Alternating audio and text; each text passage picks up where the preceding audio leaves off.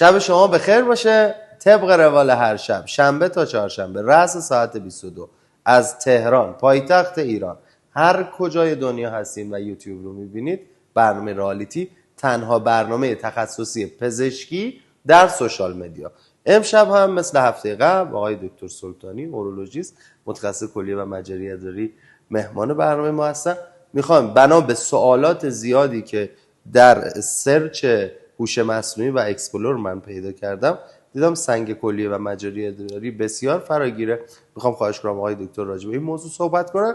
اگه خودتون سنگ کلیه دارید، سنگ دارید، با این موضوع حالا دست و پنجه نرم میکنید یا کسی رو میشناسه که این موضوع رو داره، لینک این برنامه رو بهش ارسال کنید. شب شما بخیر. خیلی خوش آمدید آقای دکتر. شب شما هم بخیر.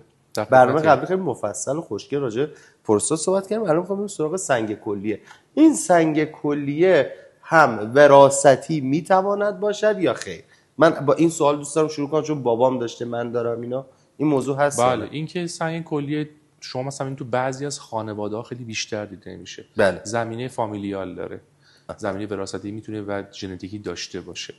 این قضیه وجود داره و چند تا باور مختلف وجود داره دیگه تو سنگا. آره، که اونا رو بهتره به نظرم اینا رو بفرمایید.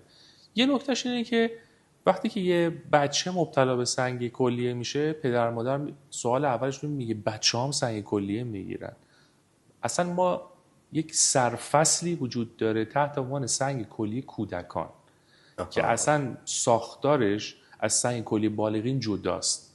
یعنی ما شیرخواری داریم که با سنگ کلیه به دنیا میاد به دلیل نقص ژنتیکی یه آنزیم که مبتلا به همین وضعیت است. بعد وقت تفاوتش تو اطفال اینجوریه دیگه، میزان عود سنگ‌های سیستم ادراری در اطفال چندین برابر بالغین است. یعنی اگه یه بچه 1 ساله مبتلا به سنگ کلیه شد، این وقتی درمان میشه احتمال عودش نسبت به یه آدمی که اولین بار تو سن 30 سالگی مبتلا شده خیلی بیشتره. پس نیاز مراقبت بیشتری داره، نیاز به درمان بیشتری داره، چون اینا احتمال عود بالاتری دارن. پس با کودکان حتی شیرخواران احتمال وجود سنگ‌های کلیه وجود دارد. این بچه که نمیتونه حرف بزنه کجا میفهمه سنگ داره؟ عفونت‌های ادراری تبدار، یعنی سنگا واسه عفونت میشه. عفونت ادراری، خونریزی در ادرار، بیقراری‌های بچه که میبینن بچه به شدت بیقراری غیر متعارف داره، بعد میرن پیگیری میکنن، سونو میکنن. عملا میشن بچه‌ها بسیار زیاد. یعنی ما الان و میدونی که مراکز خیلی معدودی هستن بله. که هم تجهیزات، آره، عملای آندروسکوپی اطفال رو انجام بدن. خب ما یکی از مراکزی هستیم که در واقع عملهای آندروسکوپی سنگ‌های حاله، مثانه و کلیه اطفال رو انجام میدیم، چون به لحاظ تکنیکالی انجامش نسبت بالغین بسیار بسیار سخت داره. یه پروسه مگه نباید انجام بشه سنگ سازی ایجاد بشه؟ در بچه اینقدر سریع این پروسه طی میشه؟ چون اون آنزیم رو به بعضیشون ندارن یا کم دارن، یعنی به این سرعت، به همین سرعت، و این ماده‌ای که باید در واقع جذب بشه جذب نمیشه و همش میاد تو ادرار. برای همینه که فرم سنگسازی بچه‌ها با فرم سنگسازی خیلی از بالغین متفاوته و فرم درمان‌هاشون هم کاملا تفاوت میکنه با اونها. پس این سوال رو اول جواب بدیم که در باور اجتماعی آیا سنگ کلیه در کودکان وجود دارد؟ بله وجود دارد و خیلی هم باید با احتیاط بیشتری اینها رو درمان کرد، چون احتمال عودشون بیشتر. ما الان فهمیدیم سنگ کلیه داریم. آره. اطفال رو راجبشون توضیح دادیم، خانواده‌ها میارن و پیگیری میکنن. در سنین بالا اولین اقدام بعد از اینکه تو درد داری یا میری پیش پزشک یا آزمایش میدی، میفهمی سنگ کلیه داری، چیه، باید چیکار کنی؟ بسته به اینکه این سنگ کجا قرار گرفته و سایزش چقدره، ما نوع درمان رو انتخاب میکنیم. یعنی این رو از چه طریقی میفهمیم؟ از طریق تصویربرداری سونوگرافی میکنه و بهتر از همه CT اسکنه بدون تزریق. خب CT اسکن بدون، چون سونوگرافی الزاماً روش دقیقی برای بررسی تعداد سنگ، سایز سنگ و جای سنگ نیست. دقیق ترین روش تست تشخیصی برای سنگ‌های سیستم ادراری CT اسکن شکم و لگن بدون تزریقه. دقیق ترین روش هست که به شما تعداد سنگ، محل سنگ و سایز سنگ رو به شما میده. اینو متوجه شدیم. بر اساس اون نوع درمان رو انتخاب میکنیم. حالا این درمان میتونه دارویی باشه، این درمان میتونه جراحی‌های مختلف باشه. ما طیفی از جراحی‌ها رو داریم و یادمون باشه کمتر از 1% موارد سنگ‌های سیستم ادراری نیاز به عمل جراحی باز دارن. 1%. کمتر از 1% در دنیای امروز و رشد علم و تکنولوژی و روش‌های متفاوت آندوسکوپی که وجود داره. آندوسکوپی یعنی بسته که از مجرا ادراری میرین داخل. بعضیش جدا، بعضیش مجراه، بعضیش از پهلو مستقیم وارد کلیه میشیم، بعضیا لاپاراسکوپی دوربین داخل شکم میذاریم. مجموع این تکنیک ها میشن 99%. کمتر از 1% موارد در موارد خاص ممکنه شما نیاز به عملهای جراحی باز داشته باشید. این قصه سنگ شکن هم بگیم که خیلی من یادم اوایلی که سنگ شکن اومده بود میگفتن دیگه راحت شدیم، یعنی خیلی مردم و عوامی که یکی از مشکلات عمده ما باور اجتماعی غلط در مورد سنگ شکنی برون اندامیه. درسته. باز هم ما پزشکا در ایجاد این باور اجتماعی غلط سهیمیم، یعنی داریم اطلاعات غلط به مردم میدیم و خیلی از بیمارانی که کاندید سنگ شکنی برون اندامی نیستند رو ارجاع میدیم برای سنگ شکنی برون اندامی. یعنی همه تقصیرها رو هم گردن مردم نندازیم. همه تقصیرها رو سر باورهای اجتماعی نذاریم. خیلی موقع هم هستش که ما وظیفه‌مون رو درست انجام نمیدیم. برخلاف تصور عامه سنگ شکنی برون اندامی کار کم عارضه‌ای نیست. سنگ شکنی برون اندامی اگر درست انجام نشه بیش از یک عمل جراحی بسته به کلیه آسیب میزنه. یادمون باشه این جمله رو. در بسیاری از افرادی که سابقه از عفونت‌های ادراری فعال دارن، سابقه از فشار خون‌های بالا دارن، سابقه از مصرف داروهای ضد انعقاد دارن، سنگ شکنی برون اندامی با عوارض جبران ناپذیر و حتی مرگ همراهه اگه درست انجام نشه. پس این باور اجتماعی رو بذاریم کنار که هر کی اومد میتونه سنگ شکنی برون اندامی انجام بده. 1% موفقیتش بالا نیست اگه درست انتخاب نشه. 2 اینکه گاهی اوقات با عوارض جبران ناپذیری همراهه. این باور اجتماعی رو از این جهت باید بهش توجه. خب حالا قصه سنگ شکن رو به چه شکله، چه جوریه؟ سنگ شکنی‌های برون اندامی با توجه به این که الان برون اندامی یعنی با لیزری که از بیرون انجام میشه، لیزر نیست، امواج فراسود دیگه که از بیرون الان با توجه به فراگیر شدن تکنیک‌های مختلف آندوسکوپی و جراحی‌های بسته که موفقیت بسیار بالایی دارند و عوارض کمتری دارند، نقش سنگ شکنی برون اندامی مثل سابق دیگه نیست و تعداد درصد افرادی رو که ما واقعی کاندید این کار باشن بسیار نسبت به قبل، سالهای قبل کاهش پیدا کرده. مثال سادهش اینجوریه دیگه. شما میگی که آقا من یه تکنیکی دارم، شما میای اتاق عمل که کل بستری و ریکاوری تو ایناش 4-5 ساعت طول میکشه با درصد موفقیت مثلا 95%. خب شما اینو انتخاب میکنی یا اینکه نه میگی بیا سنگ شکن بکن که 50-50، چون سنگ شکن برون اندامی یه کار 50-50 است. یعنی این سنگ ممکنه به اون ضرباتی که بهش میخوره واکنش بده یا واکنش نده. درست شد؟ اینا نکاتیه که هست. یا اینکه مثلا این سنگ خورد میشه همش میریزه تو حالب، بعد مریض نمیتونه اینا رو دفع کنه، دوباره عفونت میکنه، تب و لرز، تهوع، استفراغ و کارش دوباره به اتاق عمل کشیده میشه.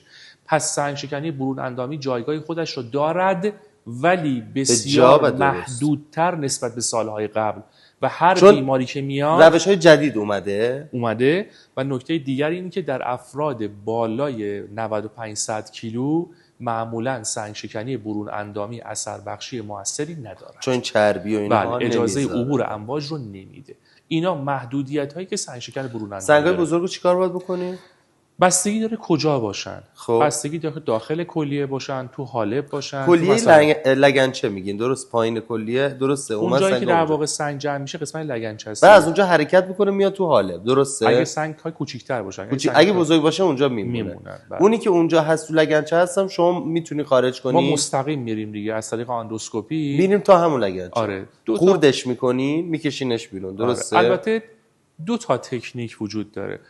اینجا نکته‌ایه که باید توضیح بدم. بفرمایید.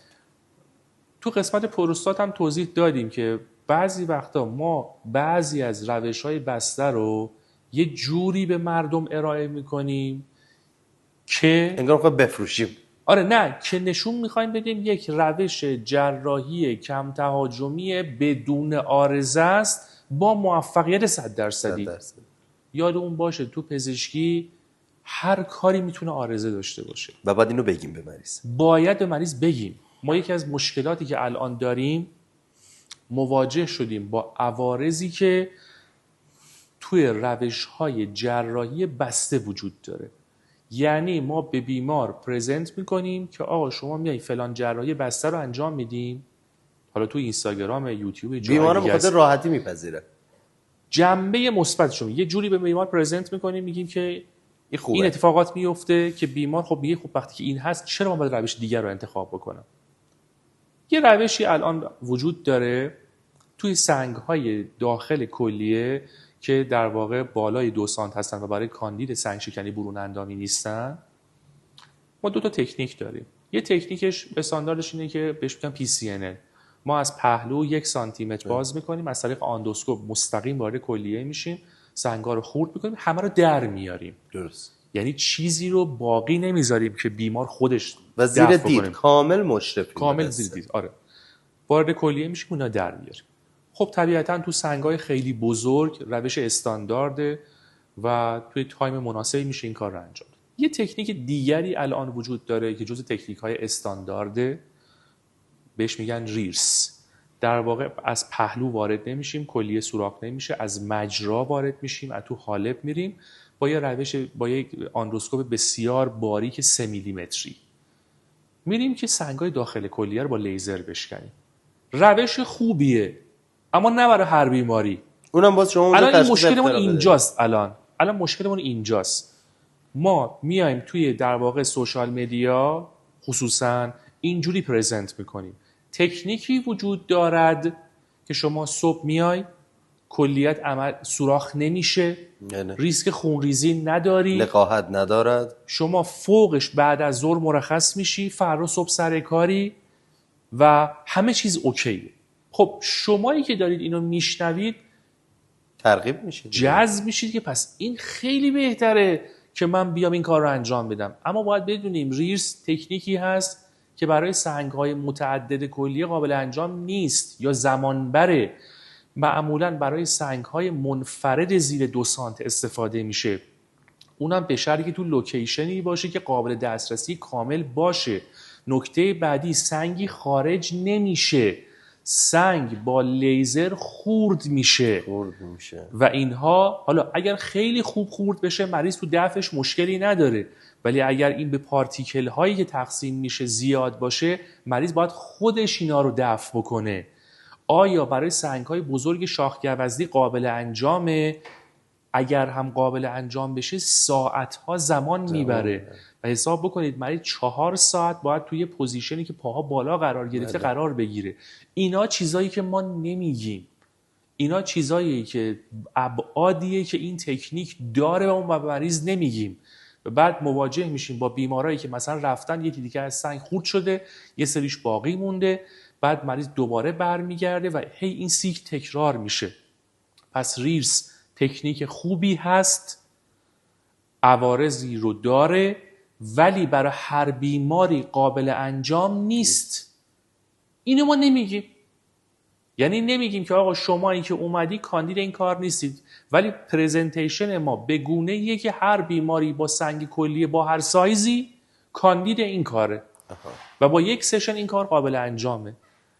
پس اینا نکاتیه که ما باید بدونیم برای سنگ‌های سیستم ادراری هر تکنیکی رو به فراخور نوع سنگ، نوع سنگ، شکل جای سنگ و خود بیمار انتخاب میکنیم. لاپاراسکوپی یه جایگاه داره، PCNL یه جایگاه داره، ریرس جایگاه خودشو داره، TUL هست و طیفی از عملهای جراحی اندوسکوپی و هست. اصلا هم نمیشه بیزینسی و اقتصادی و با خواست بیمار بهش نگاه کرد.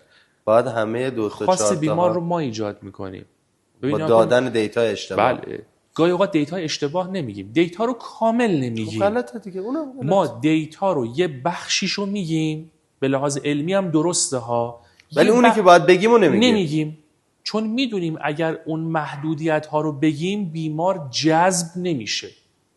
حالا یه سوال، من سنگ کلیه دارم و هر موقع هم سنگ داشتم خودم دفع کردم، نیاز به اقدامی هست یا خیر؟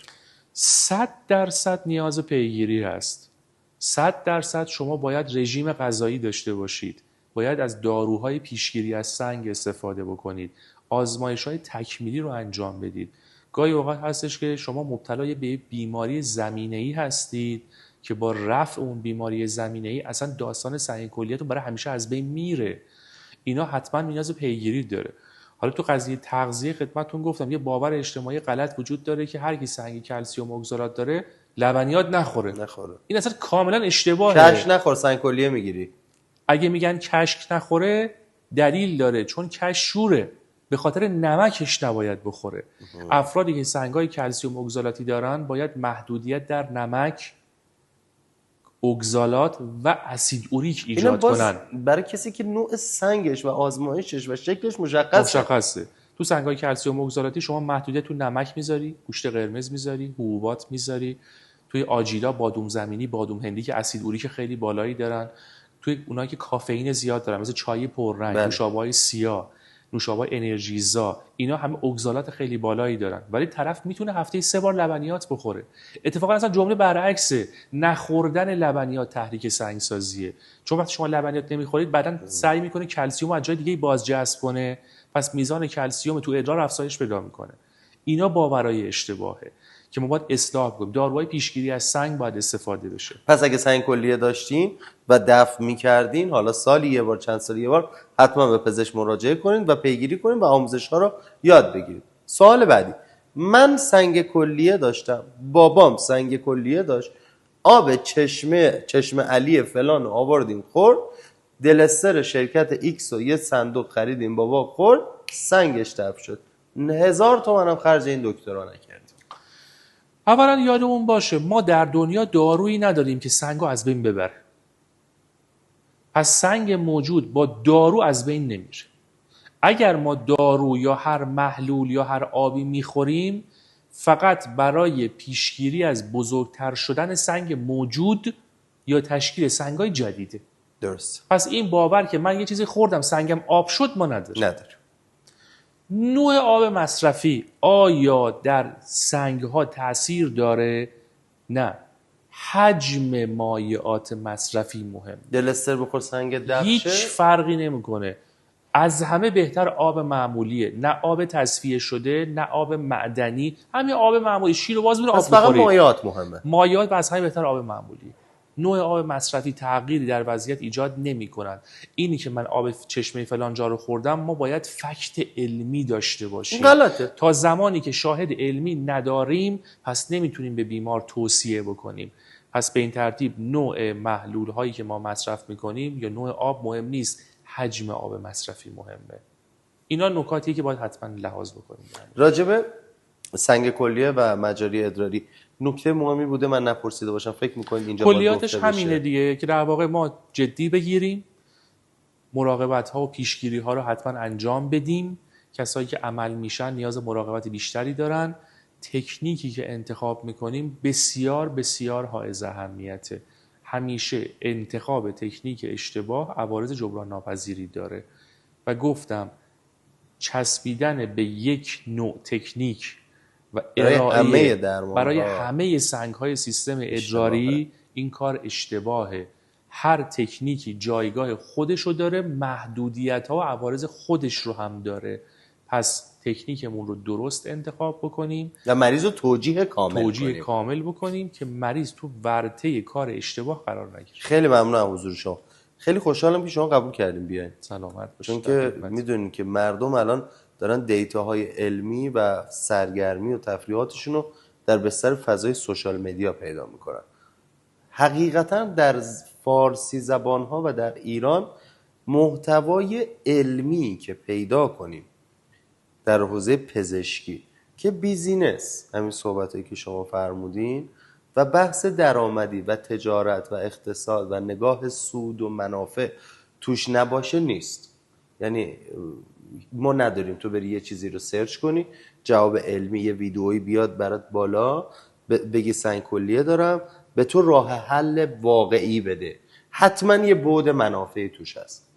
روزی که این برنامه رو شروع کردیم و تو اتاق فکر قسم خوردیم که هیچ پزشکی رو نه برای رانت، نه برای منافع، نه برای تبلیغ، نه برای بلاگیری در برنامه نیاریم، که بشویم تنها برنامه تخصصی که اگه یکی سرچ میکنه میبینه این واقعیه باشه، پشتش اون نکاتی که شما فرمودین نباشه. من خوشحالم که با همه مشغله و شلوغیایی که داشتین شما یه ساعتتون میشه 3-4 تا عمل جراحی، ولی 2 ساعت وقت گذاشتین بیان اینجا تا این دیتا رو به مردم بدیم. بخش زیادی از مخاطبین با شما آشنا نیستن. بر رسم برنامه میخوام خودتون رو برای همه کسایی که اولین بار صدا و تصویر شما رو دریافت کردن معرفی کنید. من دکتر محمد حسین سلطانی هستم، دانشیار اورولوژی دانشگاه علوم پزشکی شهید بهشتی، متخصص اورولوژی، فلوشیپ اندویورولوژی و تو بخش دولتی هم که تو بیمارستان لب بافی نژاد که به عنوان قطب اورولوژی کشور هست مشغول به فعالیت است. خیلی خوشحالم از میزبانی شما. این قسمت با موضوع سنگ کلیه تموم شد. سعی میکنیم هفته یه جلسه، حالا تا جایی که بتونیم دکتر رو کنار خودمون داشته باشیم یه برنامه تقدیمتون کنیم. هر هفته یک شب با دکتر سلطانی. شبتون بخیر. دکتر